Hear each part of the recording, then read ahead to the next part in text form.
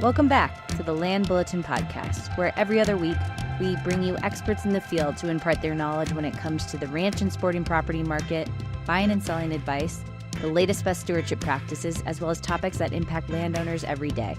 I'm your host, Haley Mirr. Let's jump in.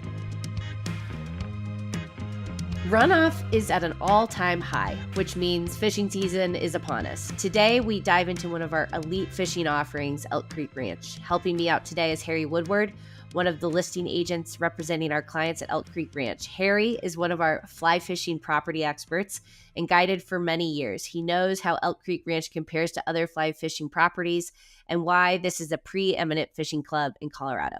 Without further ado, welcome, Harry. Thanks for joining us today. Yeah, thanks for having me. So you've been working on Elk Creek Ranch now for almost 2 years. Before we go into kind of the specifics, can you give us an overview of Elk Creek Ranch and how this is maybe a little bit different than other properties that people think of when they think of ranches? Yeah, so Elk Creek's original concept was to become, the preeminent private fly fishing ranch in the Western U.S., and they've been successful in doing that. Over the years, they've continued to add on additional deeded property, expand the fishing, while still maintaining only 65 owners. Right now, they control 15,000 acres of deeded land, 30 miles of private fly fishing, and then an additional 15,000 acres controlled through lease or easement for fishing and hunting. Wow. And with that, it's 65 owners. How does that work with ownership? I know there's an HOA. Is there kind of a buy-in from all the owners of how the property is ran? How does that kind of work as an owner? Yeah, so it functions essentially as an HOA. You buy a lot, and lots are about an acre in size. You kind of have 4 different options there. So if you want to own a lot down by the river, we sell river lots. We have lots up on the bench, which kind of sit overlooking the White River, which runs through the property. We have village lots, which are kind of just right there by the fly shop lodge. And then mountain lots are, like a 10-minute drive from the ranch headquarters and offer a little bit more seclusion. So, from an ownership perspective, you kind of have an option as far as where you would potentially want to build. But there's no requirement to build up there. So there's only 12 homes on the property, but there are 65 lots allotted to the development. Wow. So people are really buying in for the fishing component, not necessarily to build their dream house. Yeah, I think that for a lot of our owners up there, the guest cabins on the ranch have been sufficient. I think there's 11 total bedrooms there on the ranch. So, when 80% of our members come and visit, they're just staying in those guest cabins. Got it. And you mentioned, okay, so now going kind of more into the fishing piece. You mentioned 30 miles of river, which is incredible. Yeah, it's unbelievable. What is the fishing experience like at ECR? What makes it so different than any other kind of fishing experience you might find on just like a private deeded ground? Yeah, I think that up there's so much variety of water. And so, you see fishing properties come on the market and, maybe there's 2 miles of river and you're going to spend $5 million, $10 million for just a small stretch. And up there, the price point's a lot lower for, 30 miles, like you said, is pretty unprecedented. So I think Elk Creek provides a great alternative to standalone ranch ownership too, because you don't have to deal with any ownership burden. The managers and the fishing guides manage it for you. It's plug and play. You just kind of show up and the whole place is ready to go. And meticulously managed by the staff that they have up there. Awesome. And is part of the management kind of stream restoration and improving the river? Or is that not a part of kind of the overall management plan of the HOA? Yeah, definitely. They are always kind of managing the fishery, cutting out willows, trying to open up more river up there. I think the one thing that stands out to me about the way that they manage the place is they are really meticulous about how they manage pressure. So there's a beat system. I think there's 24 total beats, and those beats are allocated for a half a day of fishing. And so they can really spread pressure out up there and not be hammering the same water over and over again, which is, just great for the fish populations. They're super healthy. So for those listening who might not know what a beat is, Can you give us a little Yeah. layman's So terms? a beat would be a section of stream.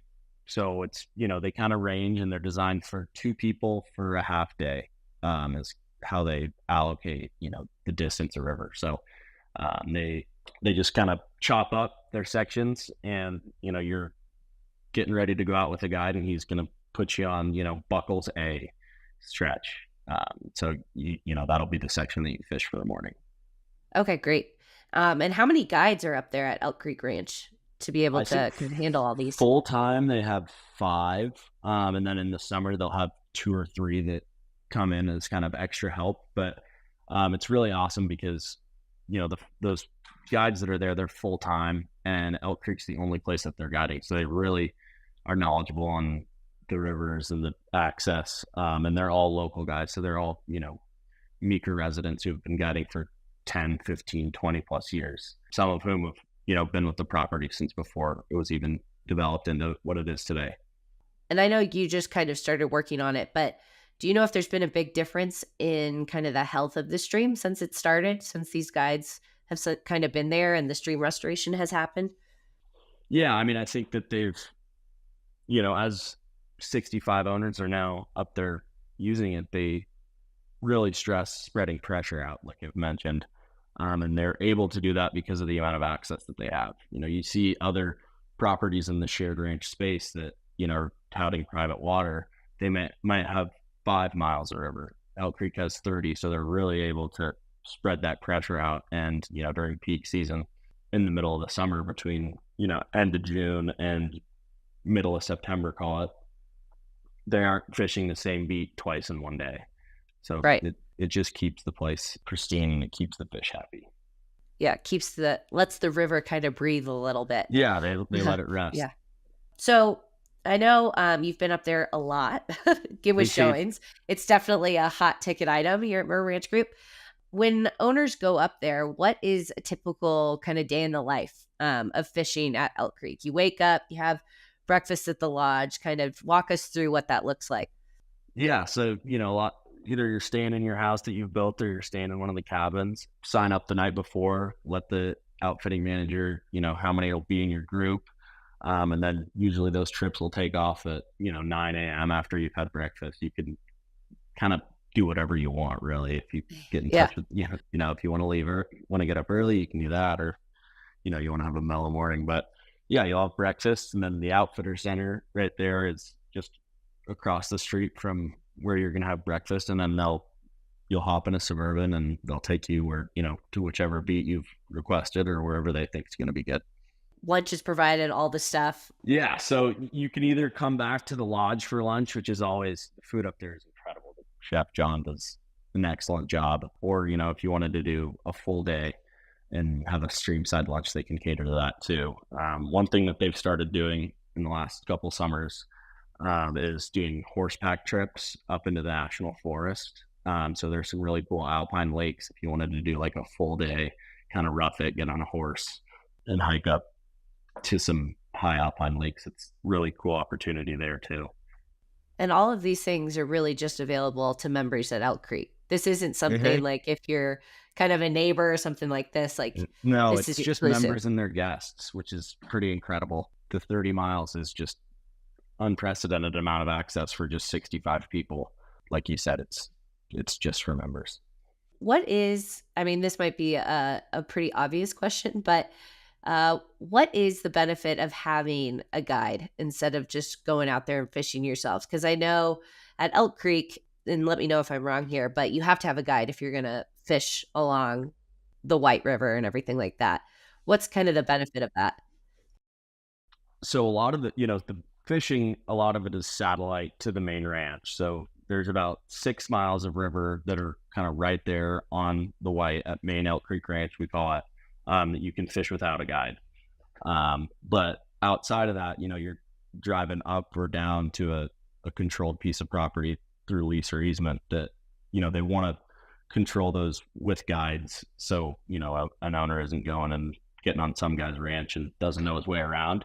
But, I always say that if I used to guide and I would always prefer to fish with a guide. It's, just a much more fun experience. And those guys know the place so well that it's, to your advantage to use one always, I think. And the other thing up there is that those guys just know it so well.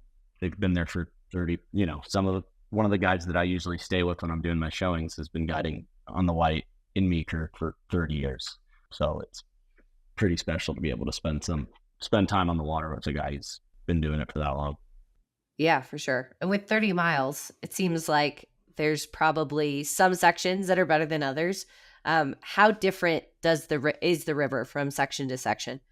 Yeah, so there's kind of three main fisheries there. You have Elk Creek, which is kind of a classic small water, a little bit higher alpine, kind of has a steep grade. You can still catch some big fish in there, but it's kind of a small water fishery.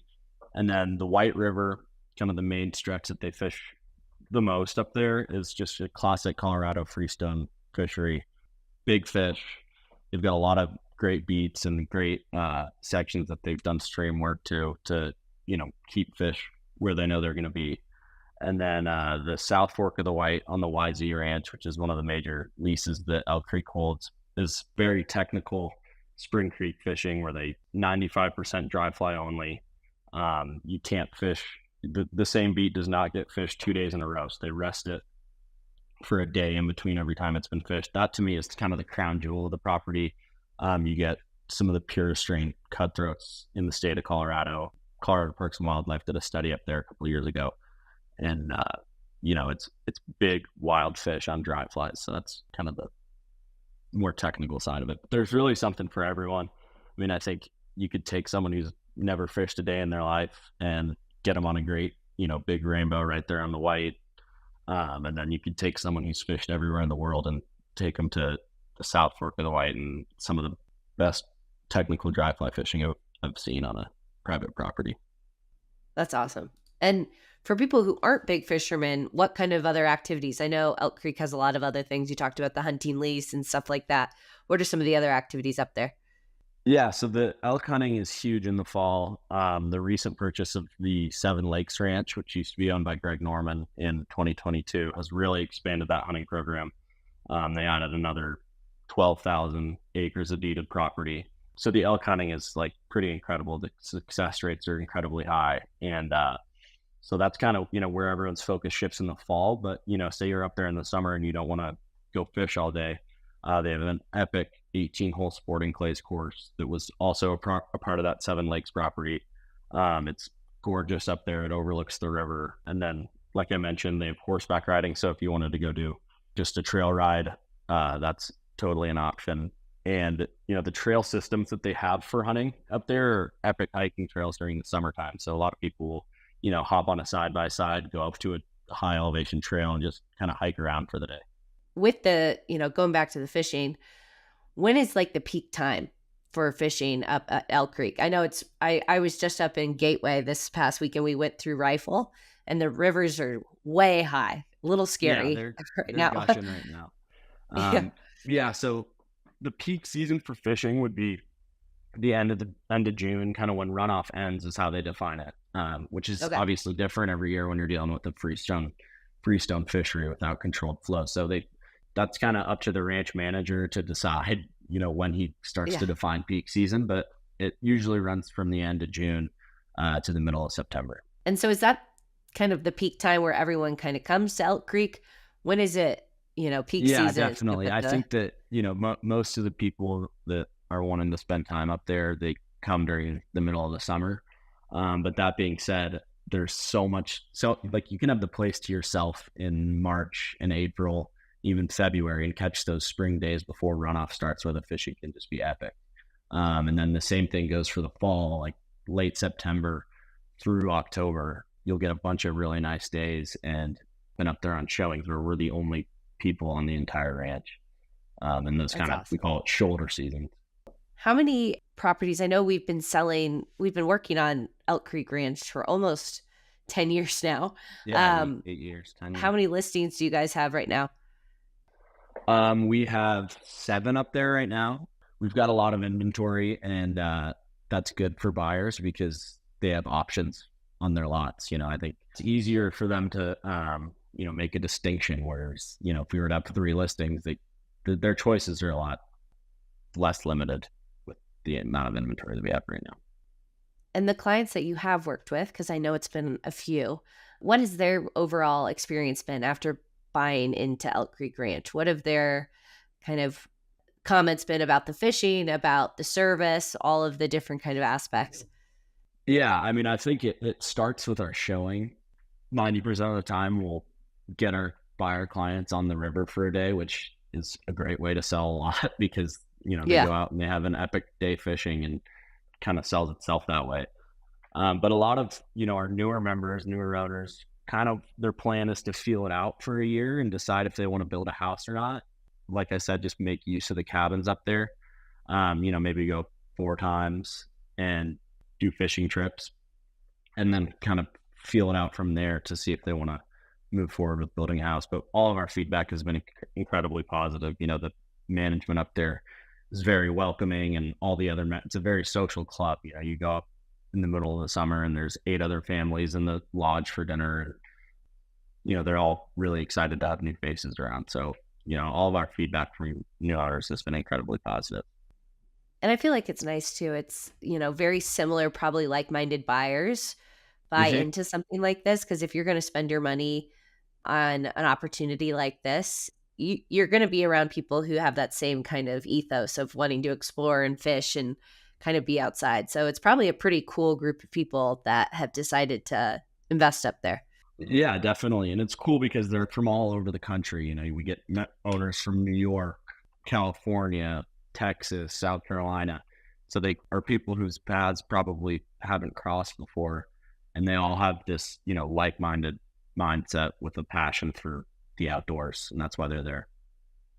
And I know you said you've actually never had the chance to fish up there yet, but what have you heard about like the size of fish? Give me like a... I mean, we've had some clients up there that have got their lifetime size trout in their first day fish, in their 2 hours they get to go fish. It's pretty cool to go out and watch them interact with the guides and then hook up on a monster. They see why all the other members are there pretty immediately. Yeah. It's like, it makes you feel like a really good fisherman, no matter who you are. That's when you know. I mean, and like I said, they cater to anglers of any skill level up there. You could have never touched a fly rod before and go out and have an epic day and catch a bunch of fish or be an expert and, go want to challenge yourself on some, difficult technical water.